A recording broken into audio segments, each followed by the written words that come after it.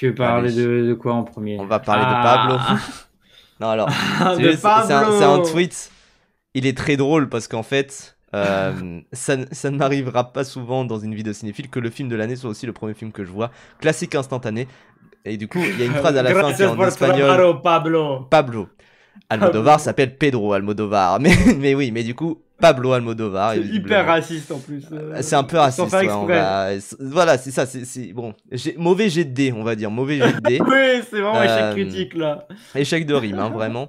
Et du coup, La Chambre d'à côté, donc c'est le dernier Almodovar, et c'est, il me semble, le premier Almodovar en long métrage qui soit en langue anglaise constamment. Et il me semble, oui. Même si c'est une. Par contre, c'est à noter, c'est une prod espagnole.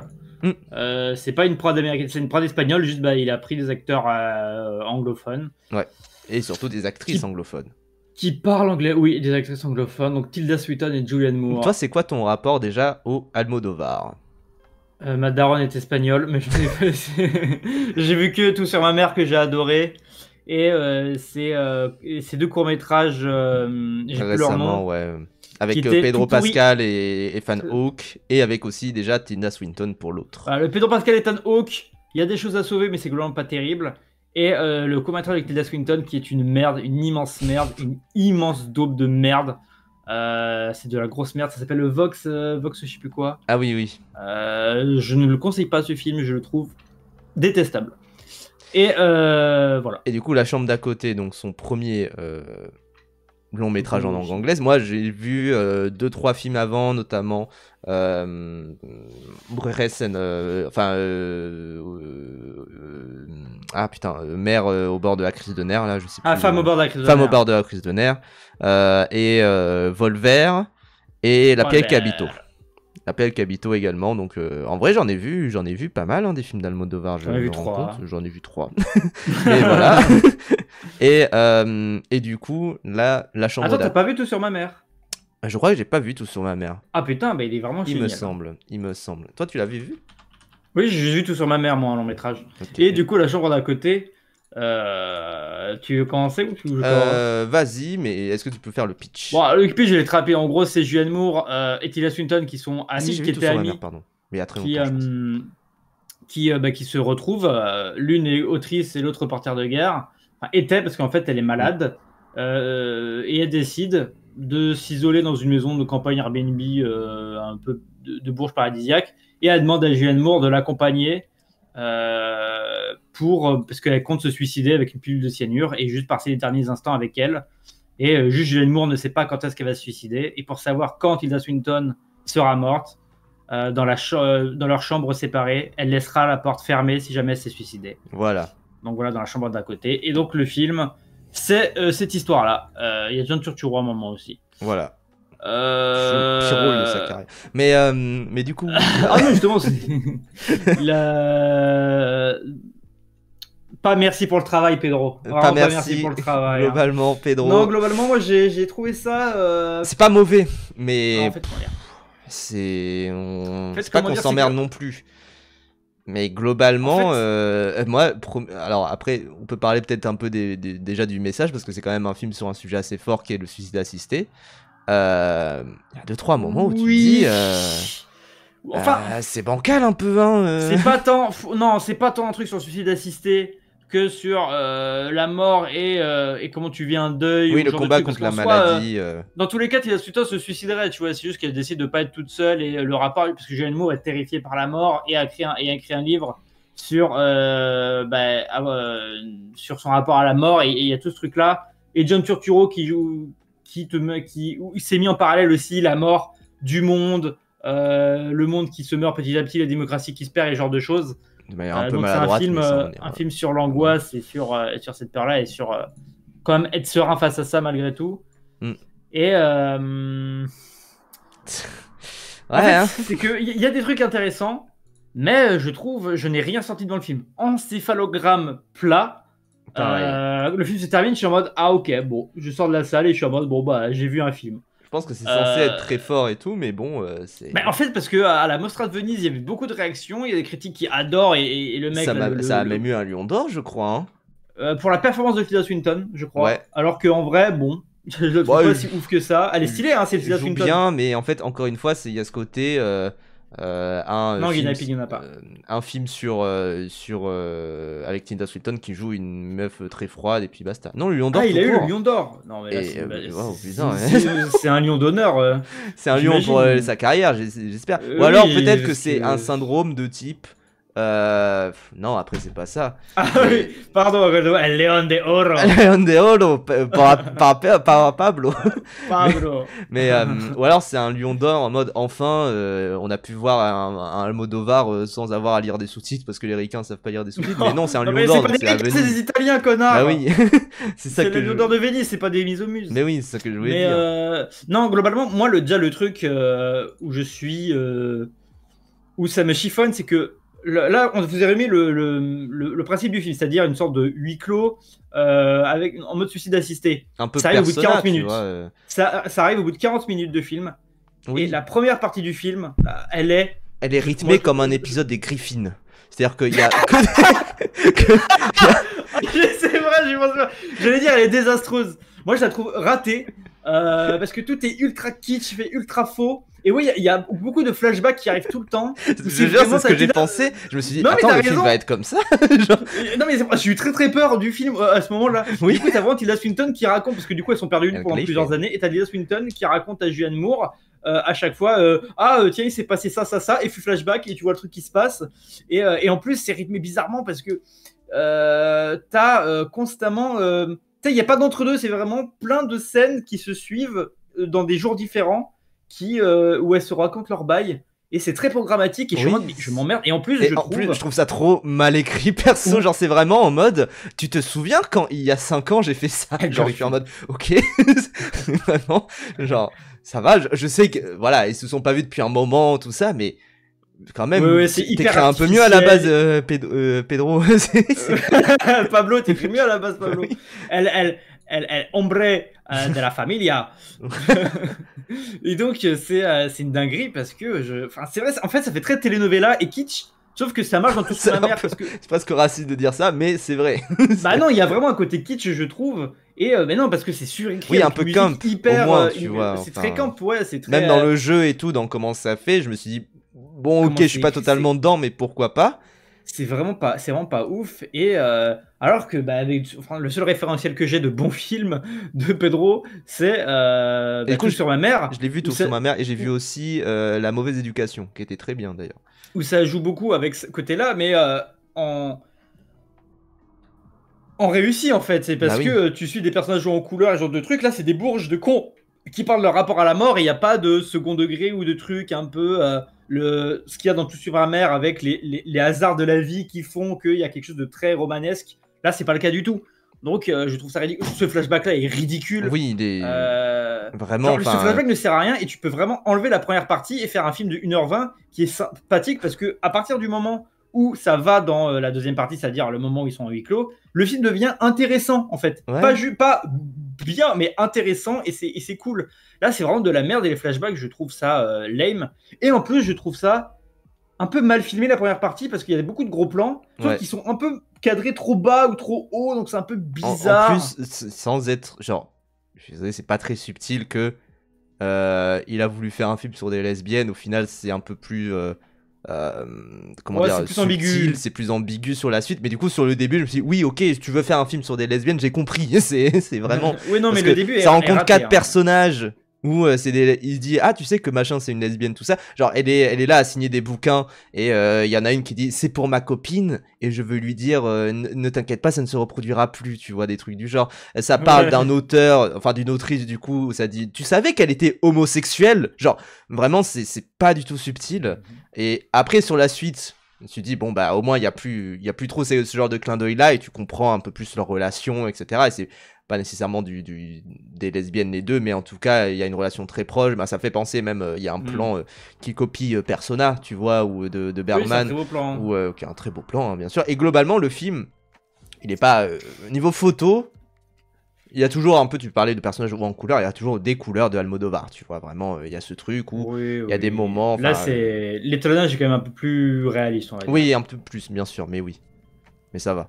Mais là où je voulais en venir aussi au niveau des messages, c'est que il y a une scène dont je me suis souvenu du coup grâce à ce tweet aussi. Il y a une scène dans le dernier Almodovar dans laquelle Julianne Moore se confie à son coach sportif sur l'état de son amie mourante et il lui répond texto: j'aimerais vous faire un canard, mais de nos jours on ne peut plus toucher quelqu'un sans être accusé de viol. Et je me dis, alors là, ça va Pedro? Non, alors là, ce tweet c'est vraiment du gauchisme parce que le film a tout un rapport sur se rapprocher face à la mort, faire ça des trucs qu'on a du mal et ce genre de choses. Et se dire un rapprochement, tu vois, un truc charnel. Ce qu'il y a avec le flashback des reporters, flashback autour du passé de Tilda Swinton, et plusieurs fois elle va te parler de cette dernière, de ce qu'elle raconte. Et là, ce truc-là, c'est juste un peu maladroit, je l'accorde, mais c'est vraiment juste en mode, tu vois, la vie, la société actuelle. Pour moi, je pense que Almodovar, il n'a vraiment pas du tout pensé à la cancel culture, à ce genre de truc. Il a juste dit, putain, avec tout le côté protocolaire, que machin, même quand tu fais du sport, c'est-à-dire le truc qui est vraiment charnel, le corps, tu peux pas toucher quelqu'un pour lui ajuster les poses et ce genre de truc. Et quand la meuf est en détresse et aurait bien besoin de quelqu'un qui est prêt à l'aider, il ne peut pas le faire parce que la société est un peu déshumanisante. En fait, le truc, c'est que premier degré, ça aurait pu être mieux fait si ça avait été juste en mode j'aimerais vous faire un câlin, mais de nos jours, on ne peut plus toucher quelqu'un à cause des protocoles sanitaires, tu vois, ou un truc du genre. Mais c'est juste que là, c'est en mode on a eu des affaires de viol auparavant, et je me dis, bah. Et ça insiste un peu dessus. En plus, il dit pas ça. Ah oui, à cause. Il dit juste. On a eu des procès, je crois, un truc du genre. Oui, il y a eu des procès, des trucs comme ça, tu vois. Donc bon, c'est pas non plus. Je pense elle détourne le tweet aussi, et je trouve que le tweet est quand même très malhonnête sur le hors de contexte. Oui, et puis surtout que, comme il dit, c'est une scène, et pour le coup, ce côté-là, ça revient pas trop. Jamais. Après, il y a cette discussion-là qui, pour moi, politiquement, en fait, pareil, je vois ce qu'il veut dire, mais waouh, c'est vraiment. C'est très désastreux, quoi. C'est vraiment. Enfin. Désastreux. Je vois ce que ça veut dire, hein, mais bon, c'est juste. Encore une fois, c'est un peu mal écrit niveau formel, quoi. C'est vraiment genre j'ai. Ah c'est parce que ça te souligne la chose. Même si je trouve ça, moi j'aime bien mettre en parallèle des gens qui vont mettre fin à leur vie mais qui vont quand même profiter des derniers instants avec un immense doomer qui est vraiment en mode ça sert à rien, c'est fini, je suis mais qui continue à vivre. Et Julianne Moore qui dit ouais mais bon, qu'est-ce que tu veux faire de plus, on va quand même essayer, il y a quand même de l'espoir, on peut quand même vouloir de l'espoir malgré tout et vivre. Et voilà. Et puis ce plan qui revient tout le temps, que je trouve une très bonne idée. Ouais, très beau et très bien. Mais voilà, cool. En fait, je vois ce que veut raconter Almodovar. Il y a des choses très jolies. J'aime bien le fait que tu as tout un huis clos où ça parle beaucoup à cœur ouvert et de choses très, très belles et très philosophiques, en tout cas très humains. Et après, tu as une autre discussion en huis clos vers la dernière partie du film où là, c'est vraiment l'antithèse de tout ça. Et c'est vraiment pragmatique, moralisateur badant, et là il n'y a pas d'humanité, quoi. Incarné par un personnage qui censé représenter la justice. Donc voilà. Mais je vois qu'il y a des trucs sympas. Juste, je ne ressens rien parce que déjà la première partie, je la trouve tellement désastreuse que j'ai du mal à le film commence au bout de 40 minutes et que ça devient un truc que je considère intéressant. Et putain, arrête. Oui, attention. Hein. Et donc voilà, j'ai du mal à rentrer dedans. Et puis quand ça se lance, c'est même pas si bien que ça parce que je trouve pas ça si bien filmé non plus, même s'il y a des jolis plans.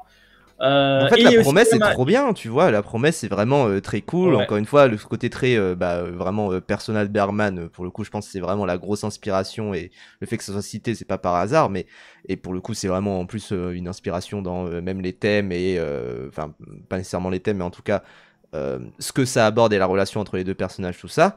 Mais en même temps, voilà, c'est ce plan-là qui vraiment c'est une copie, tu vois, mais différente. Mais en même temps, oui, ça met tellement de temps à arriver, et du coup, tu construis la relation entre les personnages, mais tu te dis, mais c'est pas si intéressant que ça, quoi. Ouais, parce que tu vois, la première partie, je trouvais ça. Après, c'est plutôt, il se passe, c'est comme t'as dit, comme c'est rythmé comme du Family Guy. Ouais. Et du coup, t'as pas le temps de t'ennuyer parce qu'il se passe plein de trucs radicalement différents. Mais je suis en mode, mais en fait, tu pourrais faire ça, vraiment la scène d'exposition rapide, et tu fais le même film derrière. Parce que vraiment, la première partie, tu peux faire le même. Si tu l'enlèves, tu peux faire le même film après. Oui, et faire un film beaucoup plus digeste, en fait. Et j'aurais peut-être apprécié le film s'il n'y avait pas cette première partie, mais bon, ça fait partie du film. Et c'est dommage, parce que ça reste quand même, sinon, quand même élégant, mais malgré ça, je pense pas que ça m'aurait bien touché non plus. Parce que bon. Ouais. Voilà, et puis, ouais, parce que je trouve pas. Ouais, parce qu'il y a des bonnes réflexions, tu vois, mais c'est un peu des débuts en plus de réflexion, et tu dis, ah, c'est un peu dommage. Si c'est son dernier film, c'est très beau, parce qu'il commence un peu à se faire vieux quand même, le 75 Almodovar. ans, je crois, il a 76 ans. Mais si c'est son dernier film, c'est très beau de partir là-dessus, mais en tout cas, ouais, il y a un truc où c'est. C'est Ouais. 86 años, bro. Mais oui, mais en tout cas, J'ai le droit. Moi aussi, j'ai le droit. Mais en tout cas, ouais, c'est dur à recommander, quoi. C'est ça le truc. Après, allez le voir, hein, mais faites votre propre avis de toute façon. Mais... Franchement, c'est pas un mauvais film, mais bon, moi je ressens pas grand chose devant du tout. Et la première partie, je la trouve vraiment nulle pour le coup. Donc, si ça vous intrigue, regarde-le, ou au pire, vous pouvez attendre une sortie oui, DVD. Voilà. Ça fait un peu film Netflix. C'est vrai qu'il y a ce côté-là. Il y a quand même une élégance dans la mise en scène et dans le. Il y a quelque chose quand même qui s'apprécie au cinéma, mais bon. En termes d'émotion et de Oui. tout ça, je suis pas non plus à fond dedans non plus. Pareil, c'est vrai que ouais, le flashback sur l'histoire avec le père de sa fille, du coup. Ah ouais, c'est un peu. Vraiment. Ouais, c'est ridicule. Ouais, Même à un moment, t'as le moment avec des reporters. Enfin, c'est un joli moment en tant que tel, mais je suis en mode, mais. Oui, c'est Family Guy. En fait, c'est fait un court-métrage autour de ces deux gars-là. C'est intéressant, mais pas. Ouais, en fait, encore une fois, t'as l'impression qu'il a construit un gros univers où il voulait vraiment. Et des personnages assez forts, etc. C'est du Noodle. Et des personnages assez forts, tout ça.